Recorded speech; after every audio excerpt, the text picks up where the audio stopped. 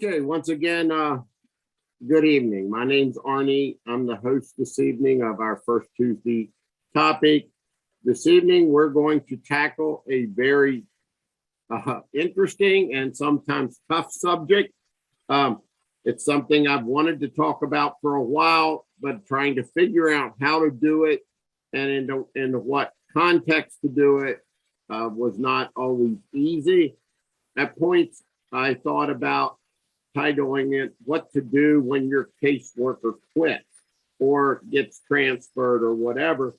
However, the article then from Maryland Matters came out at the end of last week. It was a link in the announcement. I hope you've taken a chance to look at it. The title is "Human Service Staffing Shortage is at an all-time high." Agency employees said they've reached the breaking point Wednesday, and this was published last Friday, so it would have been Wednesday of last week. They've reached the breaking point as the Department of Human Services reports a record staffing shortage. Approximately 15% of authorized positions are currently unfilled.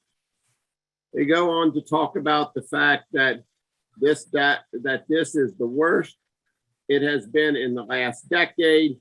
They've lost over 300 employees since 2020, and currently there are 250 positions that have been vacant for more than a year and 20 other positions that have been abolished completely. One worker was quoted as saying, "They are losing workers as fast as we can hire them," attributing the vacancies to skyrocketing caseloads, low pay, poor working conditions, and unrealistic expectations, among other things. And so I hope you all took the chance to read that article. It's fresh off the press. It was a link in the information that you would have received in order to sign up for this meeting. The fact that we have 52 participants on this call and we had more than that sign up, I think makes us even more aware that this is an incredible and difficult situation. Now, on our call tonight, I know that there are some caseworkers. There are some people from your local departments. Anybody can sign up for this. So I just wanted to make sure that we're always kind, that we understand that none of us can solve this problem alone, and that working together and being aware of it is how we find healing and hope for the situation. I did also want to say that so that's kind of the simple ground rules. We will not allow for any disparaging or disrespectful comments in any way. And if somebody has a question, hopefully someone in the one of the local jurisdictions who's willing to answer it or talk about it can. We will have to share together, because I can guarantee you I do not know all the answers. However, there are a couple highlights or a couple points that I do think we can make and that we can work through together. The first one is that the shortage is real. The data doesn't lie. We all have situations where we've encountered not enough people to cover the situation. It's not only at your local DSS. Oftentimes, can be at your local restaurant. It could be your local school system. There are many school systems are experiencing a lot of difficulties with teachers, with substitutes, or school bus drivers. We've seen shortages in ways and in places that we probably didn't think of pre-pandemic. So the other thing I wanted to say, if you have comments or questions, please put them in the chat, or if you want something to bring it up specifically, we'll be glad to try to entertain that as well. So based on the article, based on the things that we have all encountered, not only in the social service arena, but in other areas of our lives, I think we can all agree that the shortage is real. And this article shows, just highlights the shortage of caseworkers. I think we would also see that there, in some situations, there may be a shortage of resource parents as well, because there are just not enough places for the kids to go. So, does anybody have a comment? Does anybody disagree that the shortage is real?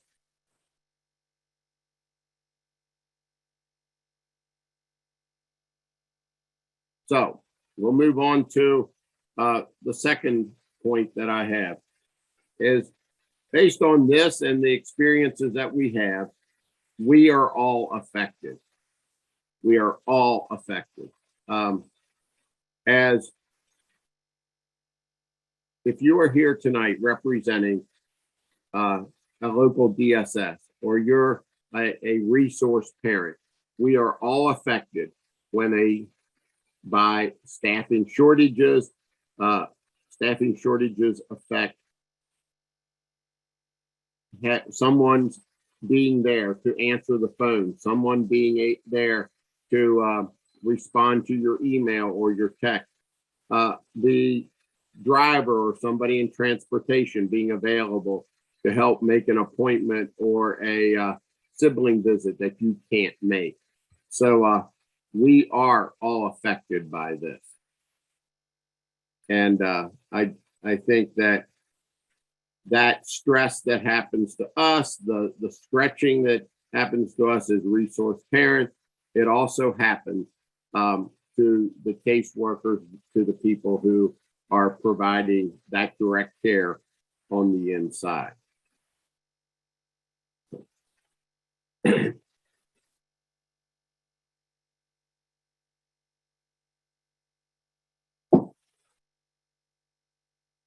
The third thing I wanted to, I think is pretty evident, is that we all lose. The local departments of, so this article talks about what happens when there are too high of caseloads, when there's not enough persons to fill the pens, and they have to give money back to the state, so that then services and support are not provided. Resource parents lose because resource parents are not able, or become flustered, burned out, or tired because they're not able to get somebody to answer the phone. They don't feel like they get a response in a timely manner. They don't have someone to support them when they're trying to get medical insurance either filed or changed, or get the connections that are needed for a specialist. So resource parents lose as well. So, but the most important thing is, it's the children of Maryland, the children that we're here to care for, that also lose. They lose because they miss out on opportunities or the services, the treatments that they need so desperately. So because of this, and we all lose. So thinking about those things, what can be done? And how can we work together? How can we find some common ground to make this situation better? It's not going to go away overnight. Raising wages is not going to solve this problem in a day, a week, a month, or a year. I know of some states that are lowering the requirements or the education requirements of caseworkers to work in direct care. I'm not sure that that is an answer. I think in the long run that creates problems. So I do see a couple of my friends on this call from the local departments of social services. If one or so of you would like to unmute, if you think that there is something you would like to add to this conversation about what could be done, how to help, then we can also get some comment from resource workers. And then after that, we'd like to get some practical advice about what resource parents can do when caseworkers, when they lose a caseworker, they get transferred, or there are other changes. So, Arnie, go ahead, Sam. hi, how you doing today? You know, I was encouraged when I read the article. I was encouraged that management is being creative, and I'm going to quote. You know, it says they're creating alternative work setups, like continued telework and hybrid operations for department employees. To me, being creative, you know, stepping out of the box and thinking out of the box is what's going to be needed in this particular situation. You know, I like the fact that you know, child welfare management is thinking creatively and trying to deal with the situation. The other thing that I just want to say to resource parents is that, you know, we all kind of have to understand, like Arnie said, it could be a restaurant shortage, it could be any kind of police shortage, teacher shortage, or whatever. It's all over. It's really all over the place. So we want to take that into account and be mindful that it's just not, you know, DSS that's suffering. It's all of us who are, you know, kind of saying, wow, we need help. So I'm glad you brought that up, Arnie. Thanks.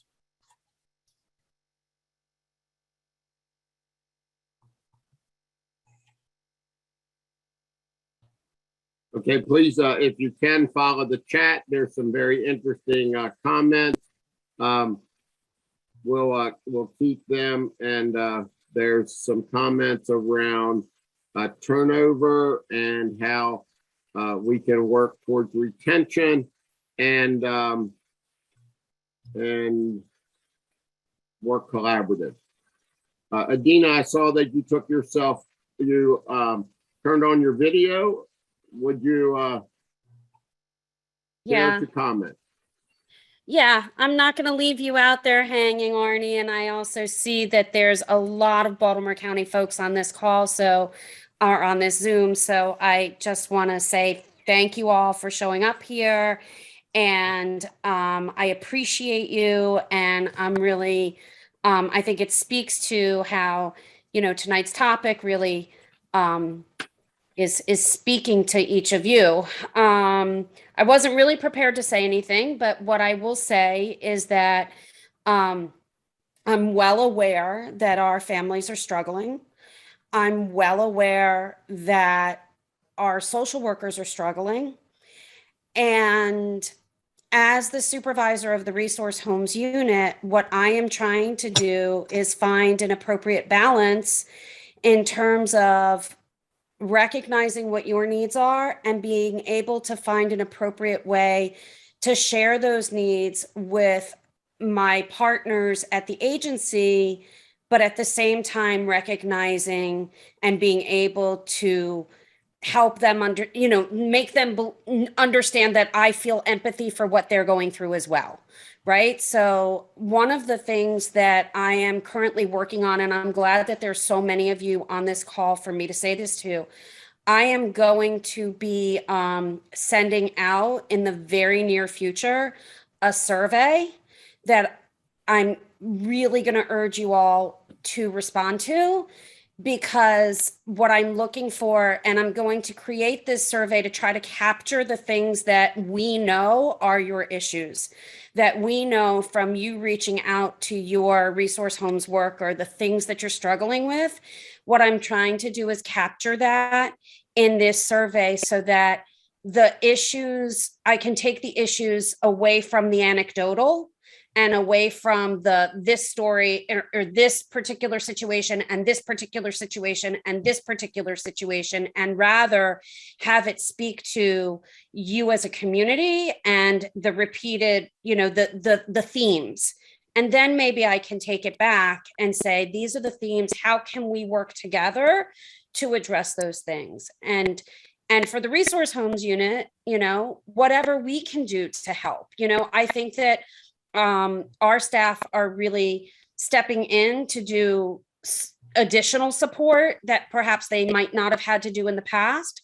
I know that resource home staff are doing children's visits when they are scheduled to go out and see that particular resource parent. They'll offer up to do the child's monthly visit so that they at least can relieve the worker that month of one of those visits. So we're just trying to work smarter and not harder. And I just want you to know that we see you, we hear you, we recognize that you're getting caught up in all of this and the children are getting caught up in all of this, and it's not falling upon deaf ears.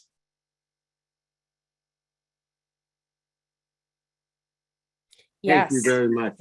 I see in the chat where they're saying in 15 months they're on their third worker. I would say that, I don't mean to say that in a negative way, but that's actually in some statistics that we're hearing, that's actually pretty good. We're seeing situations where you have multiple worker turnover in a few month period of time, and that just speaks to how volatile the situation is.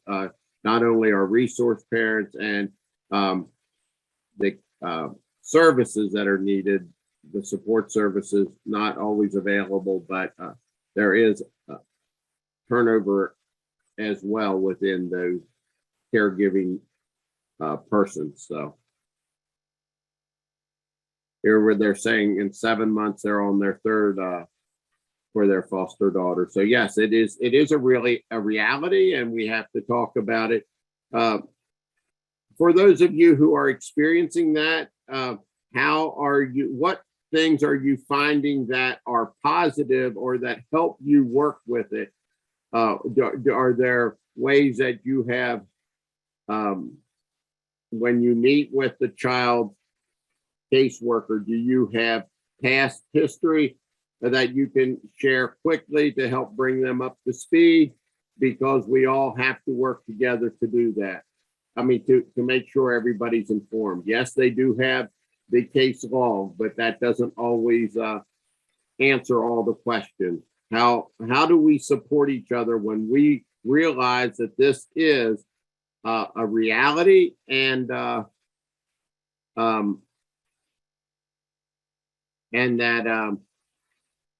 there are little things we can do sometimes to help smooth that over. So, does anybody want to pop some stuff up in the chat, or does someone want to speak to ways that you help fill in the gap? Good evening. I'm a Baltimore County resource parent, and I was the one that put in the comment that, in 7 months, I'm on my third person, third child worker. And so, the workers have been really good with reaching out, and we do, talk about, kind of where we are, some past history. I think, one critique, I think it would be helpful if they had some kind of way to maybe have a better sign off, because I think there's information that I think that they know, and then I realize that they really don't. And I don't know if it's because they just haven't had time to really, look at the case or not. So I do feel like I'm starting over each time. you know, as especially as things kind of evolve, you know, with the biological family and things like that. So, you know, all the workers have been great, and you know, we've been working together as best we can. But I think the handoff, I wish that there was a better process, you know, maybe some way that they could access like a summary of, you know, what's gone on in the previous time, so that they can hit the ground running a little bit quicker. I personally, I agree with you 100%. I was the one that said we've had 3 social workers, and we've had some really great ones. And I also said on there, on the flip side of that, my social worker, our family social worker, we've had for years, we've actually been blessed because she was actually my adopted son's social worker before she became our family worker. So she really knows our family, and she is a constant resource. So I think identifying somebody within our system is probably a saving grace. If you can find that one person who you connect with or relate with or whatever, whether it be a co-foster parent, whether it be, you know, an adoptive parent, you know, somebody who's been through the processes before and kind of walk you through it a little bit. Also, I think Ms. Walker had said it too, it does become a full-time job, you know, and the same as any parent, you know, it is your job. And, you know, I have to figure the problems out myself. I have to make it happen. You know, I have 3 children, a sibling group, and we got everybody's insurance cards but one. So when I was at the doctor's office one day, said, give me all that information to the wonderful lady behind the desk. And I carried it on a sticky note. And every time we went somewhere, you know, that's what I did. But I really do think my recommendation would be is you've got to find that person within the system, within the network that connects with you. And I'll stop. I'll just make a comment, just that I think that historically, Baltimore County has really tried to be mindful about transfers, and we are experiencing departures in a way that we had not in the past, that social workers usually had given a month's notice. And during that month, we would have the opportunity to schedule staffings, and resource homes would receive the courtesy of being a participant in those staffings. But recently, people have been given, if they're lucky, 2 weeks notice. And it is like trying to just throw this together. And I know, you know, this last round of departures, resource homes, meaning Marlene, your worker, you know, like none of us invited to these staffings, you know, so I had to get a list of all of these transfers. And then I sent emails to each one of the new foster care workers with my workers saying, I want to circle everybody together and make sure that everybody is aware of all of these cases that have been transferred and who the people are who are working in this. And that's how everybody kind of learned that they were connected with one another in that way. So I don't really know if it helps. I mean, I just want the newer families here to know that that is not our normal. This is our crisis, right? Like, you not getting a proper handoff has to do with the current crisis, but it is not the standard that we have held ourselves to in all of the years of the past.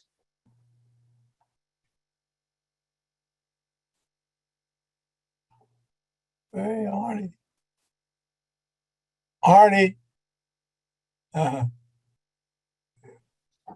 Sorry about that. I muted myself because I had to get a drink of water because I was coughing. But anyway, sorry.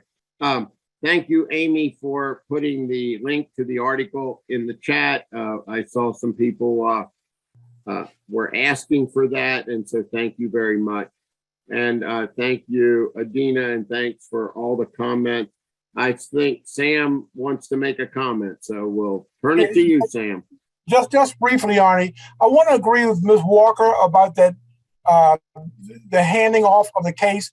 I was a caseworker, and when I left a few years ago, I made certain that every single individual that I handed off my case to was really well versed on what the situation was all about. It's really important that that handoff takes place, and that it's effective. You know, it's really important. So I do agree with Ms. Walker about that transfer of the case thing is really, really important. Thanks, Arnie.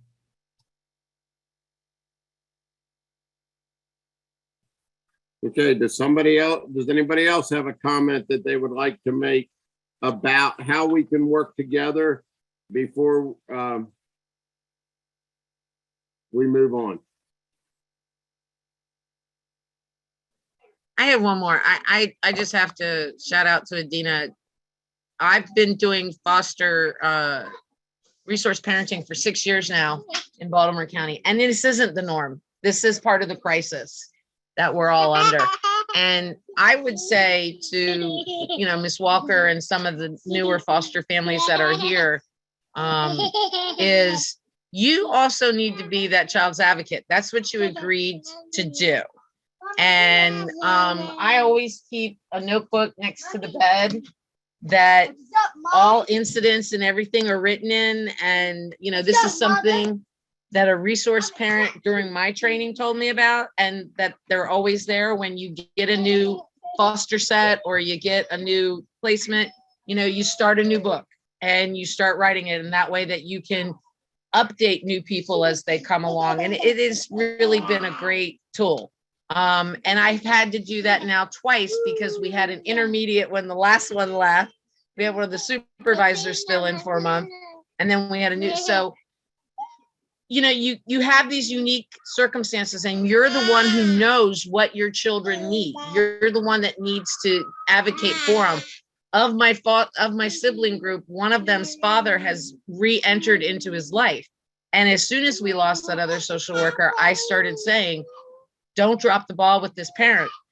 This parent has been doing what he needs to do. Don't make him start from zero again, which has been his biggest complaint about Baltimore County, is that every time a new social worker comes on, it's like he has to start from zero all over again. It's our job, if we buy into what we've agreed to, reunification, resource parent, we're advocating for our kids. We need to step up and we need to be the voice for them. And we need to say to these new green social workers coming in, look, don't drop the ball on this. You have to make this happen. And I'm going to be the advocate for my kids to make it happen. So thank you. Yes, and Marcy Littman just put into the chat about recommending to all the Baltimore City families to request contact information, email or phone for not only the worker, but also the supervisor or the manager, so that to be able to best advocate for the needs of the child in your care. So I think that's one of the situations. Marcy, I see you popped on. Did you want to comment about that? Yeah, Please. so that's funny. I actually didn't put that in the comment. I don't know who did, but that actually didn't come from me. And I have no idea how that, it's good advice. I would absolutely follow it, but I didn't actually put that in there, and I have no idea how that happens. That's very strange. Okay. Kim put it in under, Kim Brock put it in. And for some reason she's under my name. Anyway, so I guess as far as Baltimore City goes, we typically operate in crisis mode and everything is crazy, but our pants are on fire right now. This is not the norm. I know we've talked about this, but the amount of vacancies that we have is just unprecedented. And the issue is that we've done a bunch of different things. And that's one of the things that I just wanted to kind of run down our list of things that our administration has done in regards to rectifying this, our personnel deficits. And so if you want me to just kind of share with you some of the things so that you don't think that we're just sitting by and just letting this become our new normal. We are absolutely doing everything that we can. And so just to kind of highlight a few things, we have really upped our recruitment efforts. We have this amazing woman who works in human resources, and she has just upped our game like we've never had before, and including all of these new ways in which we are able to monitor things through spreadsheets and keeping track of things. So we have a really amazing process that hasn't existed before in Baltimore City as a result of this crisis. We have, again, changed our entire hiring process. The way in which we're able to interview people. You have no idea what's involved in the interview panels and what we need to do to actually hire people. But we have put all hands on deck. I don't think there's a week that goes by that every single supervisor is not on the interview panel so that we're interviewing people on a regular basis. We've been trying to identify reasons why people are leaving. And so just to talk about some of the things that I understand to be the case, we had a mass exodus of people that were able to retire and who did over the last 2 years with the onset of COVID and everything going virtual. We had a lot of career employees who ended their tenure with DSS. Then we, like everybody else, just were kind of scratching our heads saying, what's causing this? Why are we in dire straits? And recognizing that this is, again, a national issue. Child welfare is gravely affected by this, but so are all of the other, communities everywhere you look. Just like Sam and Arnie have been saying, everywhere you look there are staff shortages, just like there's resource parent shortages. There just seems to be shortages everywhere for everything, and it is extremely difficult time to be navigating, especially a child welfare system under these conditions. Understood. So we also found out reasons why people were leaving so quickly. COVID and remote working are amazing for some of us who love the luxury of working from home and are still able to manage everything we need to manage. However, new staff coming in need that face-to-face communication with a supervisor who's going to hold their hand and lead them down the path. And so we found that some of our issues had to do with the match between supervisors and frontline staff. And so we've diverted a lot of resource and efforts in training frontline staff. We're putting together manuals of this is what must happen when you hire new staff, how much time you must meet with them. We're putting in writing to make sure that, again, we're doing everything we can to foster that relationship between new employees and their supervisors. And that also speaks to the rest of their chain of command. As far as lowering the standards, absolutely not. Baltimore City just increased our standards. We were the people that hired you if you had a gym, degree some time ago, but those days are over. And so now our social workers have to be licensed social workers. We can no longer just promote people because they've been there for X amount of years or whatever. So we're not going to peel that back. We just got to that threshold, and we're going to keep going with that. So that's not an option for us. And there's also NASW standards that prevent other jurisdictions, really all locals, from hiring people that don't meet the criteria that they decide. And so perhaps, conversations will happen about peeling that back. I can just assure you that's not something we're looking to do in Baltimore City. Another thing we've done is realign staff to fill in for critical positions. So we identify CPS and safety and making sure that children are not being maltreated as our number one most important position. And so we've had to realign a lot of our staff to meet the need of our shortages at the front door in safety. And so that's affected our staff in resource homes and things like that. And then I think the article alluded to the fact that we are trying to think so far out of the box that the state said, okay, let's look at all the jurisdictions and let's see who is most in need and who provides critical service with the greatest deficit of employees. And it was determined that Baltimore City rose to the top of that. And so the secretary has actually approved us scooping people up from other jurisdictions. There's 5 other jurisdictions that are giving us 2 staff people who are going to work for us for about a year. And that's about as outside of the box as you can get, because it's very hard to reallocate staff when everyone is in dire straits. But again, it speaks to the needs of the city and where we are right now. So again, I just want you guys to have the information and to know that we're not sitting idly by with no plans on, you know, how we're going to get more staff in. And Baltimore City is doing a great job of bringing people through the door. We're not doing a good job of keeping them at their desks. And so we are really, so again, I think our recruitment is spot on, but our ability to retain staff is something that we are really putting a lot of effort and resources into right now, because we recognize that's the biggest issue. So I just wanted to cover some of those things. And I know the other locals are doing everything they can do as well. I can just speak to what's happening in Baltimore City because I'm part of that process.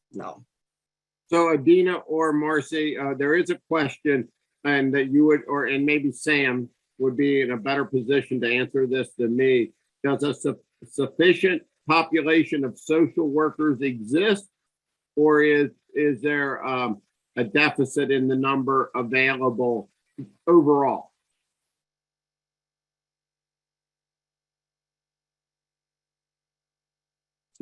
You think I know if I'm on mute? Like, okay. So we've actually done some of the research on that. We've talked to the University of Maryland, and here's the skinny. There's not less people that are getting their master's degree in social work. There's the same amount of people that are matriculating through graduate school, that are getting their undergraduate degrees, and that are interested in social work. Just like every other job where you're scratching your head saying, where are all the people that work in restaurants? Like, what else are they doing if they're not working in restaurants? Where are all the people that are in the hospital? What are the nurses and doctors doing if they're not being nurses and doctors? It's the same question that we have. Where are all the social workers? We don't know. If it's easier to stay home and not work, I don't know, but it's the same question that, again, the hospitals are asking, the education department is asking, what's happening? The same amount of people are going through school and are supposedly interested in the field. However, they're just not, again, stepping up for employment, and it's felt in all across the country. So yeah. And Arnie, I can say that when we do that pre-service training at the School of Social Work, our classes are still filled like they were before. It hasn't been a decrease. We've got the bodies in the seats, and I'm not sure where they're going, but the point is they're there. They are there, definitely there. we encourage and we pay for college. Like we pay for college for the incentive of then we get to keep you for 2 years, because that's the obligation that you have if we, so again, the incentive is there as well. And then you think about it, all of those people that graduate from school choose amongst all of the locals, and so there's also a lot of competition amongst the locals to attract people to come to their jurisdiction. What I can tell you is that this here is one level of the crisis, but there is a whole other population of youth that need placements that aren't going to be placed in agency foster homes, and that we at the agency have to find placements for youth who are older or have some externalizing behaviors that agency foster parent might not take. And so we have to look to treatment foster care agencies, or we have to look to group homes. And we are struggling there as well, because group homes, let's just say that, or treatment foster homes, they can't accept placements of youth because they don't have the caseworker capacity. Like all of my caseworkers, all of my social workers are at capacity. We can't actually place any more children.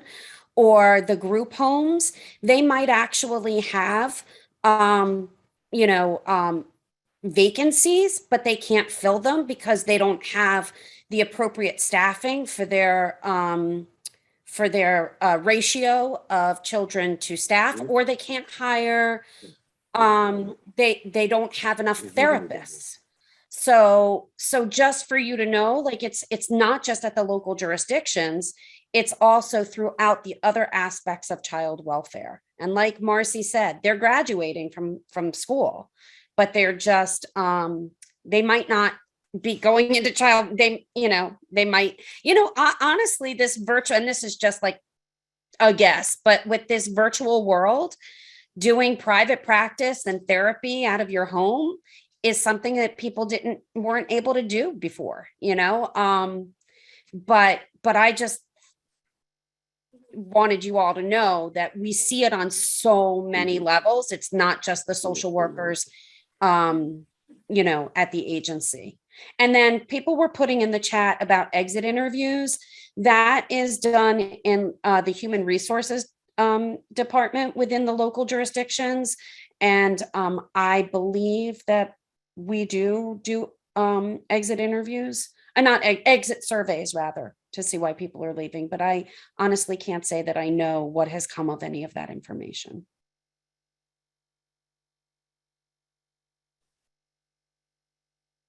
Well, what I'd say for certain is that the fact that more than 60 people showed up for this conversation, that it is something that resonates. I certainly wasn't sure how this conversation would go when you jump off to create a town hall or just a round table to talk about this issue. But first of all, I want to say thank you to Sam and Adina and Marcy and the people that have all spoken up. But now as we try to work towards a conclusion and thinking about how we wrap something like this up, one of the things that I am interested in is there practical advice for a resource parent if what they should do or prepare to do when they find out their caseworker is being transferred or is going to change, or we've heard tonight that they may just quit with a very short notice. Maybe they got another offer. Maybe this whole virtual thing or the child welfare thing was not quite what they thought it would be, and their expectation doesn't meet reality, so they move on. A couple of the things that I've heard you already say is that handoff is very, very important. We heard the discussion about having a book or a notebook where you have stuff written in that you can help support the new caseworker with that helpful information. And also some really good advice about finding that someone who you can relate to, who is going to be able to support or give you information, understanding, or lend that listening ear through this. I think if nothing else, this conversation tonight has helped us understand that this is not personal. I think that when we are caregivers and when we're putting it all on the line and all of a sudden our caseworker isn't there, or then excuse me, we have to transition, that somehow we take it personal. The reality of our times is that this is not personal, and that it just means we have to dig a little deeper. We have to find those people who support us and who will also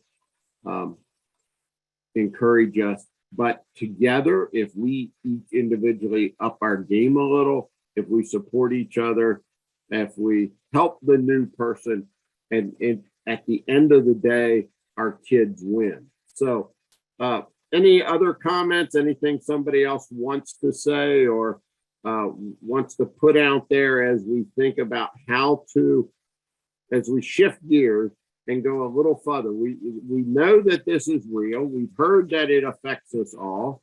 We know that if we don't work together, we're all going to lose. And is there anything else somebody would like to say about what can be done and how working together we can make a difference? Because at the end of the day, we will. I'm confident of that. But you have, with your answers, your support tonight has helped me, has reinforced that. So as we work towards the end of this hour, any final comments about how to do that? We- Arnie, go ahead. Go ahead. That's okay. No, I you was go just ahead. Okay.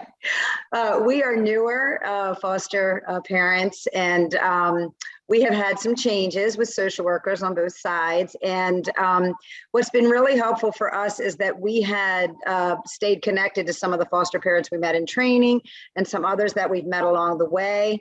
And we made a little pact that we were going to stay positive and promote positivity with each other, even on our most frustrating or angry days, so that we didn't allow that to take precedence over what Marlene said, which is being advocates for children. So if you can find, whether doesn't have to be a social worker, but a group of foster parents where you can kind of collectively, stay positive, stay motivated, and lift each other up if somebody's having a rough time, that's just been very helpful for us.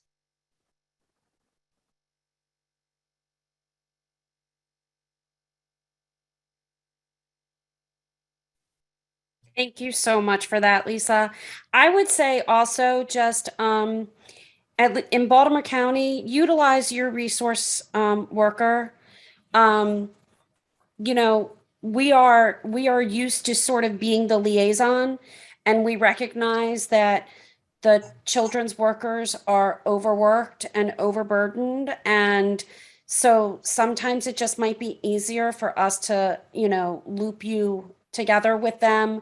When you're trying to reach out to them, they could be caught up in court, they could be running to multiple visits, and just don't be shy about reaching out to your home worker. Will help get your needs met. Even if we're not able to do what it is that you need help with, because that's on the child side, we can help you get your needs met. Arnie, I want to just mention a few things, just two things. In terms of MRPA, perhaps we need to step up our thought process about supporting the resource parents. Some of the parents that contact me, they really feel isolated, and perhaps, the Maryland Resource Parent Association could try to help say, look, don't feel isolated, connect, like Miss Lisa said, to other resource parents in your association and have that conversation about isolation and things like that. The other thing is that if you're going to take teens, I got to tell you, I get a lot of calls on this. If you're going to take teenagers, they need sort of like special training on how to care for teenagers too. That's one of the biggest conversations that I have with resource parents. Thanks, Arnie. If I may Thank you, also, Sam. James, I'll let you talk in just a minute, but Right. if you want training hours, please put your name and your jurisdiction in the chat one more time. That way we can cross-reference it all. And we will send a training certificate and your attendance to your local home worker. So please, if you want training, put a training hour for this time together. Please put your name and jurisdiction in the chat so that we can do that for you. We appreciate you being here.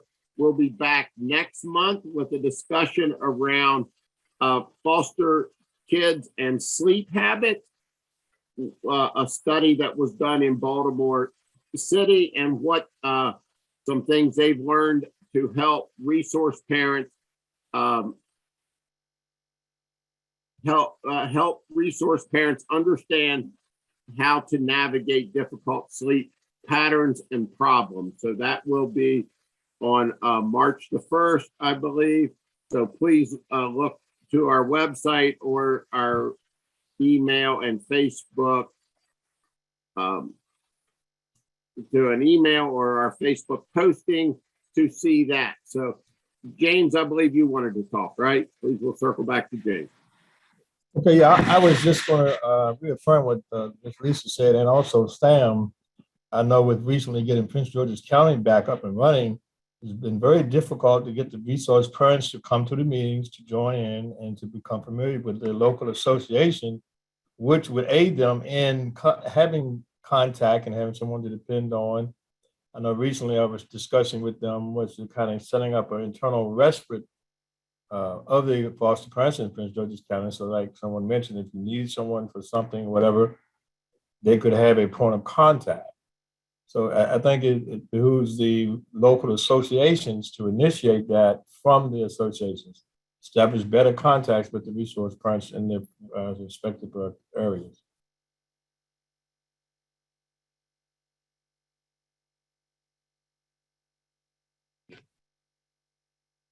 Okay, I'm gonna say one more thing, and I apologize for monopolizing, but I case managed for 15 years with at-risk teenagers, and it had a mentoring program, and one of the trainings, not the one that we went to, Adina, in Texas, but the one after that, which was down in Orlando, the National Foster Parent Training Seminar that they have every year. They talked about a mentoring program, and I was a huge advocate about longtime resource parenting being mentors to newer resource parents. And again, I don't think it has to stop at whatever county you're in. Although I do know from years of doing this, Baltimore City does things different than Baltimore County. Hartford and Howard and Montgomery and PG County, they all do things a little bit differently in each county, but the essentials are always going to be there if you've been a resource parent. You know, the essentials on how, like Lisa was saying, how to support one another, how to build one another up, how to remember the focus is super, super important. But I have told Adina's heard me wax on about this before. A mentoring program would be ideal. Mm-hmm. Can I just say something? I'm new to fostering, and I do like the idea that, creating a group, because sometimes I do get, stressed out, or sometimes I'm just need answers and my casework is not able to answer my questions. So I would love to be a part of a group. I know we haven't met face to face, so it's kind of hard to meet other foster parents, but I definitely would like to be a part of that.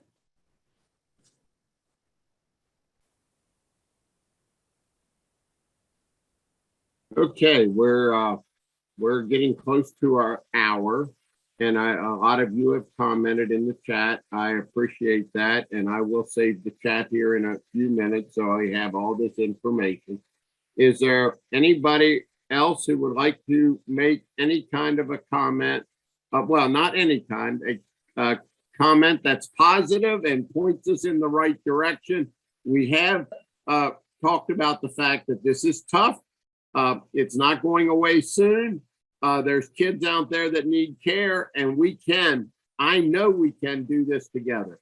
Who else? I think I know somebody wants to make a comment. So Marcy had her hand up. Yeah. So 2 things. First of all, the idea of mentoring, there's actually a model. It's called the Mockingbird model, and it's amazing. And if you want more information about it, Google that and you'll find out there's actually a process and a program designed around the very concept of fostering experienced foster parents, mentoring newly licensed foster parents. But here's just the one thing that I would do. This is not going to be popular, and don't take back to your jurisdictions and say that I told you to do this. But here's what I would do in this situation, right?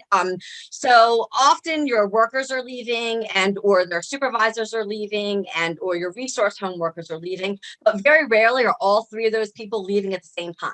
So whenever you have meetings or situations that you want people to be informed about, number one, I always say send emails, but make sure that you include the worker, the supervisor, and their administrator on those emails, and also include the resource home worker, because like Adina said, one of our main functions in resource homes is to advocate for you in ways in which we may be able to circumvent, not getting paid, not, all the mischief that you guys have to put up with. Like, that's our job, is to help you advocate and navigate our system. system with those things. But I'm really serious about this. It's not popular because I know everyone's busy and not everybody's going to be able to respond. But this way, when you get a new worker, at least the supervisor is going to be up to date on what's going on, and or the resource home worker will be able to apprise everybody. So it's not just you that has to fill in the gaps. You're keeping everyone updated as the case moves along. So that's just, as far as practical information, one thing that I would do if I was a resource home worker.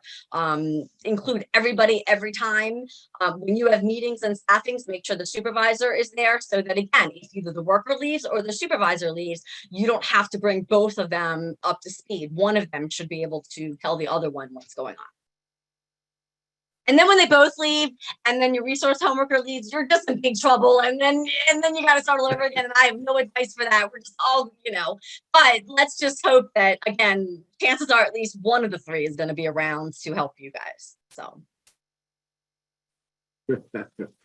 Anyway, this has been, for as scary of a subject as this has been, for the most part, pretty fun.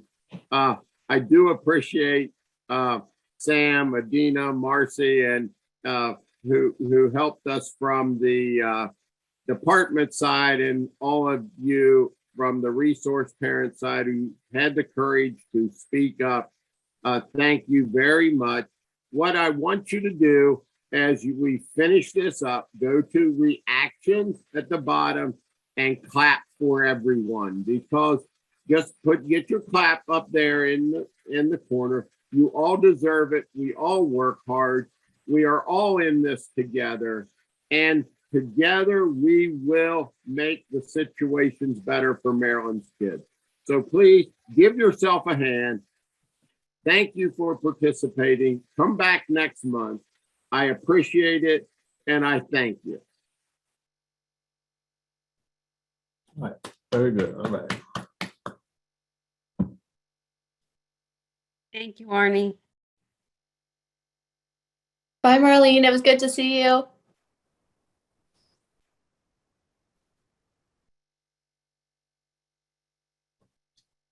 I would have come more prepared if I knew that. That's all right. I had no idea where this would go. I rewrote 3 times today how to approach this subject because I wanted so badly for it to stay positive. I think it was so important, Arnie, that you shared that, because I think that people are just feeling the pinch of the crisis and they don't know what's going on behind the scenes because we've either not done a good job of explaining it, or it just sounds like excuses when, resource parents need stuff. It sounds like excuses when the agency says, well, we're short staffed and so I really appreciate you kind of lifting this up and sharing it. And hopefully, we'll come out of this sooner rather than later. Well, I've been hearing incredible statistics all across the country. One jurisdiction in the Midwest had 100% turnover of their frontline workers in a year. There was a complete 100% turnover. That can't be good. That's devastating. We're seeing places where there are at least 60% turnover, and that's just. And then I'm hearing states that are talking about lowering the standard.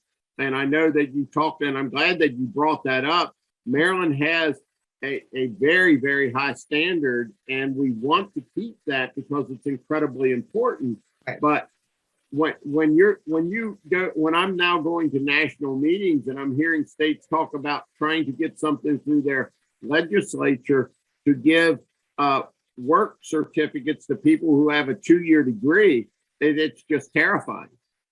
And because as bad as the situation is, we will not make it better by lowering the standard. Absolutely not. Absolutely not. This situation puts children and families at risk, but hiring staff that are outside of the field or don't have the understanding to do social work is just as dangerous. Absolutely.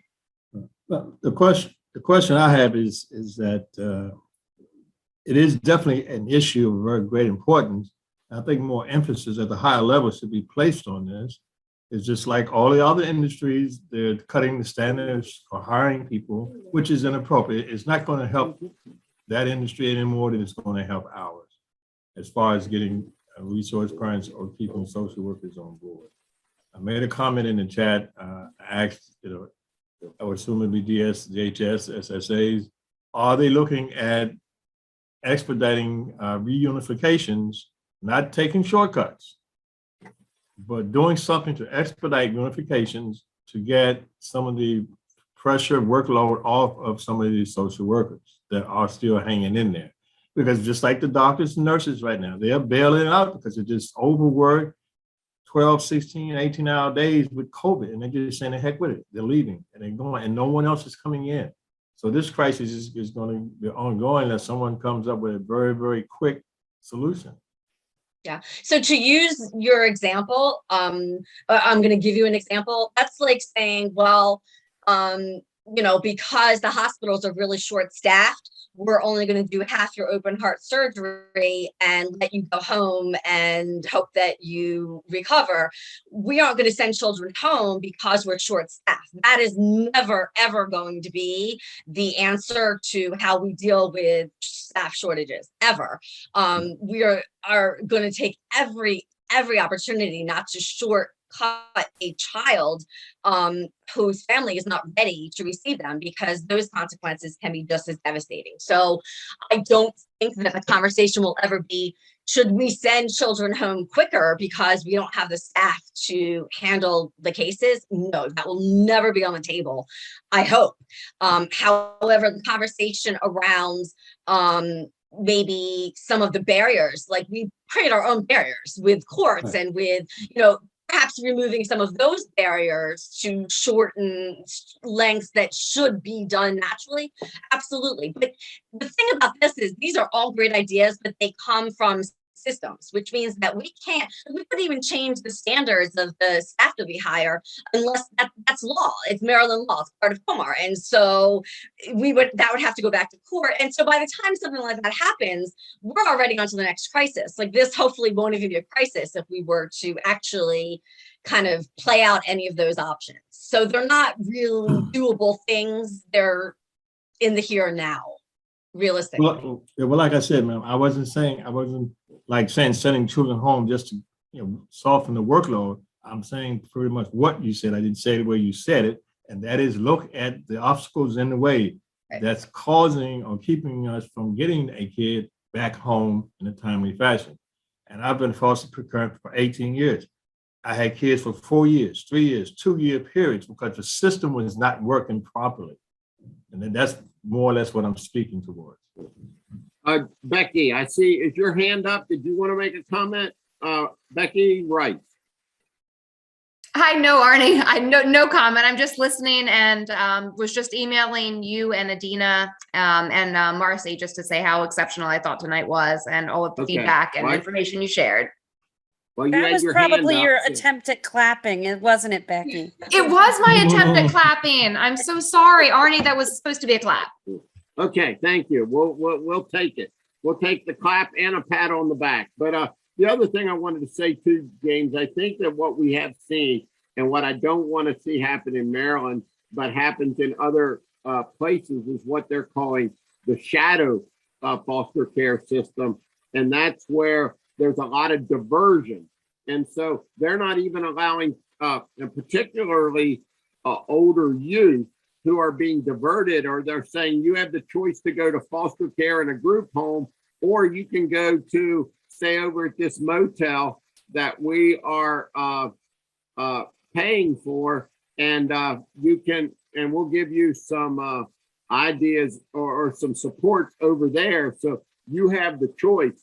And so there is some fascinating, deeply troubling trends that are developing around the what is loosely termed the shadow foster care system. So it's diversion of kids coming into care, and that for the most part is teenagers, but a 13-year-old needs supports. They don't need a room at a local motel.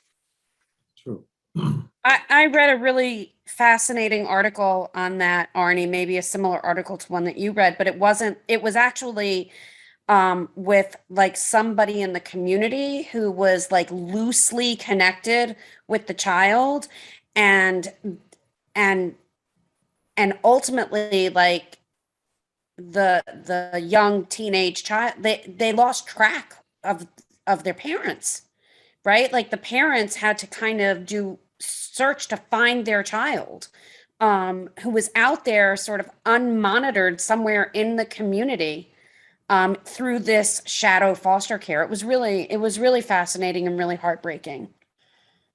So I think though that what we're talking about is the fact that there's no easy answers, and every situation comes with its pitfalls or its struggles. And I think that what I had hoped to do and what I hope it did tonight was bring up the understanding that it is a real issue, but we're all in it together, and it affects us all. So hopefully it did that. Like I said, it was a little scary subject to try to jump out on my own, but thank you, Adina. Thank you, Marcy. Of course, I think Sam's already jumped off, but he always brings in a fascinating perspective from an incredible amount of varied lived experience. So it is a rich conversation that we're able to have. So I deeply appreciate it. Thank you, Arnie. Yeah, you did a great job, Arnie. Thank you. So, well, I'm here where, even though I have other responsibilities, I'm still going to do this kind of thing in Maryland and other places because I want to hear directly from foster parents and people working in the system. So thank you all very much. Thank you, and good night. Arnie, will you send me a copy of that study that you're talking about from Baltimore City, the sleeping? I'm curious what you're going to be talking about next time. I don't know what you're referring to. The ladies, I think they were at Loyola University. Yeah. And I think her name is Amy Wolfson. And they're going to, they also want to take it to another level. So yeah, I'll send it to you before we put it on. It may just be part Marcy, of they reached out to our local department too. So I'm wondering if there's somebody within your department who they might have reached out to. They didn't reach out to me. I can't imagine who it would have been if it wasn't me.